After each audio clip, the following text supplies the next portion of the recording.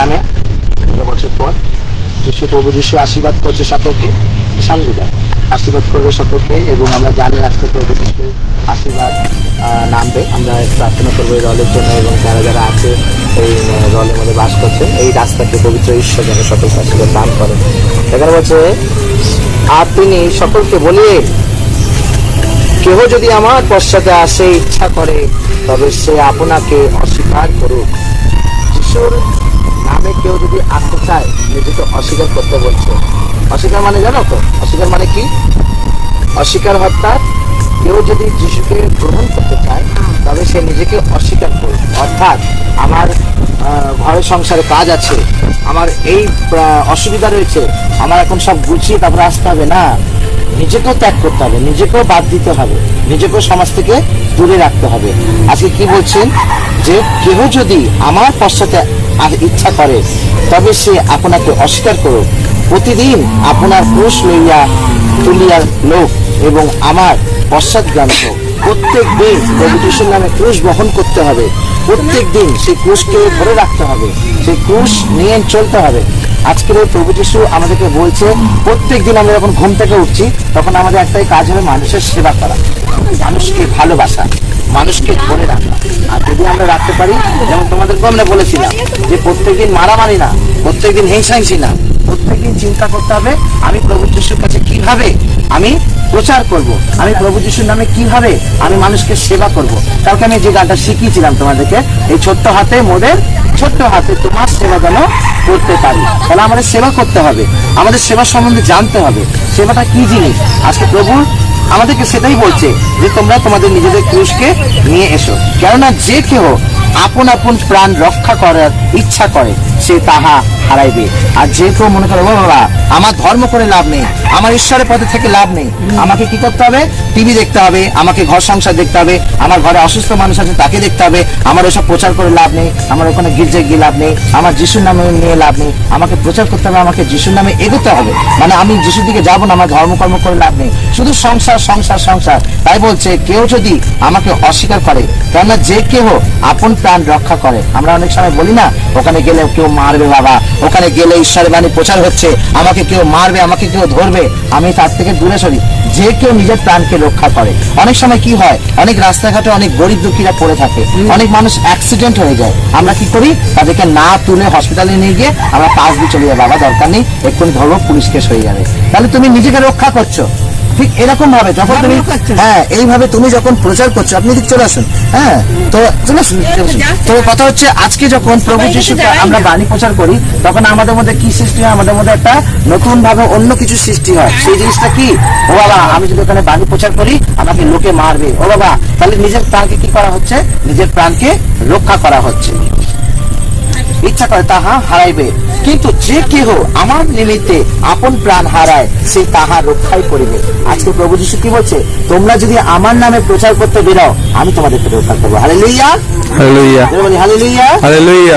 কেউ যদি আমার নামে বাণী প্রচার করে, কেউ যদি আমার সেবা করে তাহলে কি হবে? আমি তাকে রক্ষা করব। আর আজকে আমরা যে প্রভুকে ধরে রেখেছি, প্রভু কি করবে? আমাদেরকে রক্ষা করবে। আজ্ঞা বেদিন সকলে, আমি তাহার নিমিত্তে প্রাণ হারাই সে তাহাকে রক্ষা করিবে। কারণ মনুষ্য যদি সমুদয় জগৎ লাভ করিয়া আপনাকে নষ্ট করে কিংবা হারায় তবে তাহার লাভ কি? আজকে প্রভু যিশু আমাদেরকে বলছেন যদি আমরা মনে করি যে আমি জগতের সব কাজ ছেড়ে, আমি ঘর বাড়ি রেখে, আমি তারপরে আমার সবকিছু গুছিয়ে নিয়ে আমি প্রভুকে সময় দেব, প্রভু বলছে কি লাভ? সাধু ফ্রান্সিস জাভিয়ার বলে যে আমি যদি সমস্ত কাজ গুটিয়ে নিয়ে, আমার সংসার জগতে কাজ গুটিয়ে নিলাম, আমার মা বাবাকে খাওয়া দিয়ে দিলাম, আমার গরু ছাগলকে খাওয়া দিয়ে দিলাম, আমি অফিস থেকে কাজে চলে এলাম, তারপরে যদি আমার হাতে সময় হয় আমি তাহলে প্রভুকে সেই সময় দেব, তাহলে আমার কি লাভ? ওরকম আমাদের তার জন্য আমাদের পৃথিবীতে এখন কিসের দরকার? এখন ধর্মের বিশেষ প্রয়োজন, ধর্মের জন্য আমাদের বিশেষ প্রার্থনার প্রয়োজন। আমরা যদি প্রার্থনা করি, বলেন তাদের প্রভু যিশুর নামে বাক্য শুনি, যদি আমরা ধর্মের নামে প্রার্থনা শুনি, আজকে আমাদের কি আছে? আমরা কোনো মানুষকে টাকা দিয়ে সাহায্য করতে পারি না, আমরা কোনো মানুষকে টাকা দিয়ে সাহায্য করতে পারি না, কিন্তু আমরা সেই মানুষকে যদি তার পাশে থাকি আর তার মঙ্গল প্রার্থনা করি, যেমন এই ঘরে একটা পেশেন্ট রয়েছে, সেই পেশেন্টের জন্য আমরা যদি প্রার্থনা করি, ঈশ্বর কিন্তু আমার ঘরে অসুস্থ ব্যক্তিকে তিনি সুস্থ করে তুলবে, তাই তো? হালেলুয়া। তাই তিনি বলছেন যে আমরা কি দরকার ও অসুস্থ ব্যক্তির জন্য প্রার্থনা করে, কি দরকার আজকে পারার জন্য প্রার্থনা করে? আমার দরকার নেই। তাই বলছে কেউ যদি আমার নামে কেউ প্রার্থনা করতে বেরোয় আমি তাকে রক্ষা করব। কিন্তু কেউ যদি মনে করে আমি সব গুছিয়ে নিই তারপর আমি প্রার্থনা করতে বেরোবো, তাহলে সবকিছু নিজে হারাবে, সবকিছু হারাবে। তারপর তিনি কি বলছেন, কেননা যে কেহ আমাকে ও আমার বাক্যকে লজ্জার বিষয় জ্ঞান করে, মনুষ্যপুত্র যখন আপন প্রতাপে এবং পিতা ও পবিত্র আত্মার দূতগণের প্রতাপে আসবে, তখন তিনি তাহাকে লজ্জার বিষয়ে জ্ঞান করিবে। অর্থাৎ কি বলছে, কেহ যদি আজকে বাইবেলকে অস্বীকার করে, কেউ যদি যিশুকে অস্বীকার করে, যিশুর নামে কি হচ্ছে, যিশুর নামে কি প্রার্থনা আছে, কি দরকার আমার শুনে? আরে যিশুর নামে যদি শোনো তুমি পরিত্রাণ পাবে, তুমি মুক্তি পাবে। যিশু তোমাকে মুক্তি দেবে, যিশু তোমাকে মুক্তি দিচ্ছে। আর পবিত্র বাইবেল আমাদেরকে বলছে যিশু হচ্ছে মুক্তিদাতা, যিশু হচ্ছে পরিত্রাতা। যে পবিত্র বাইবেলকে ধরে রেখেছে, যে পবিত্র বাইবেলকে গ্রহণ করতে পারে, তাহলে যিশু তাকে একটা নতুন জীবন দেবে। কিন্তু তুমি যদি মনে করো যে আমি আমার সমস্ত কিছু গুছিয়ে নিয়ে আমি যাব, তাহলে সব হারাবে। তাহলে আমরা কি করি, মনুষ্যপুত্রকে লজ্জা জ্ঞান করি। আমরা মনুষ্যপুত্রকে ধরতে পারি না, আমরা মনুষ্যপুত্রকে ধরে রাখি না। আজ প্রভু যিশু কি বলছেন, মনুষ্যপুত্রকে ধরে রাখো। যে মনুষ্যপুত্রকে লজ্জা জ্ঞান করবে, যেদিন আমরা মৃত্যুবরণ করব, আর যিশু যেদিনকে পৃথিবীতে আসবে, সেদিন তিনি আমাদেরকে দেখে লজ্জা পাবে। কেমন করে জানো তো? আমি যদি বলি ও বাবা বাইবেল প্রচার হচ্ছে তাহলে আমি যাবো না, তাহলে একদিন যখন যিশু আসবে তখন বলবো ও বাবা ওই লোকটা আসছে, ওকে সরিয়ে দাও, ওকে দেখে আমার লজ্জা লাগছে, ও আমার কেউ হয় না, ওকে নরকের দিকে নিয়ে চলে যাও। তাহলে মনুষ্যপুত্র কিন্তু লজ্জা বোধ করবে। প্রতাপে তাহা আসিবে, তখন তিনি তাহাকে লজ্জার বিষয়ে জ্ঞান করিবে। কিন্তু আমি তোমাদেরকে সত্যই কহিতেছি, যাহারা এখানে দাঁড়াইয়া রহিয়াছে, তাহাদের মধ্যে এমন কজন আছে যাহার যে পর্যন্ত ঈশ্বরের রাজ্য না দেখিতে পাইবে, সেই পর্যন্ত কোনো মতে মনুষ্য আস্বাদন পাইবে না। বলছে যারা প্রভু কাছে বিশ্বাস করে না, তাদের জন্য প্রভু এমন একটা ব্যবস্থা করে রেখেছে যে মনুষ্যপুত্র যতক্ষণ আকাশ থেকে না পৃথিবীতে নামছে, ততক্ষণ পর্যন্ত তাদের মধ্যে সেই বিশ্বাসটাকে তৈরি করবে না। আজকে আমরা যদি মনে করি হ্যাঁ যিশু পুনরুত্থান করেছে, আজকে যদি আমি মনে করি হ্যাঁ প্রভু বিশ্বাস করেছে, আজকে যদি আমি মনে করি হ্যাঁ প্রভু আমাদেরকে ধরে রেখেছে, তাহলে একদিন মনুষ্যপুত্রের জন্য আমরা তবে একদিন মুক্তি লাভ করবো। তাই আজকে প্রভুকে ধরার জন্য এই বাইবেল আমরা নিয়ে এসেছি। এই বাইবেল আপনাদেরকে আমরা তুলে দেবো। কেবল যে পড়তে পারে আপনারা সেই বাইবেল নেবে। প্রভু যিশুর নামে আমরা সকলে বলি হালেলুয়া, হালেলুয়া, জয় যিশু, জয় জয় যিশু, জয়। আমরা আবার আসবো প্রভু যিশুর নামে এরকম বাক্য সাক্ষ্য আমরা আপনাদের কাছে তুলে দেবো। যিশুকে বিশ্বাস করো।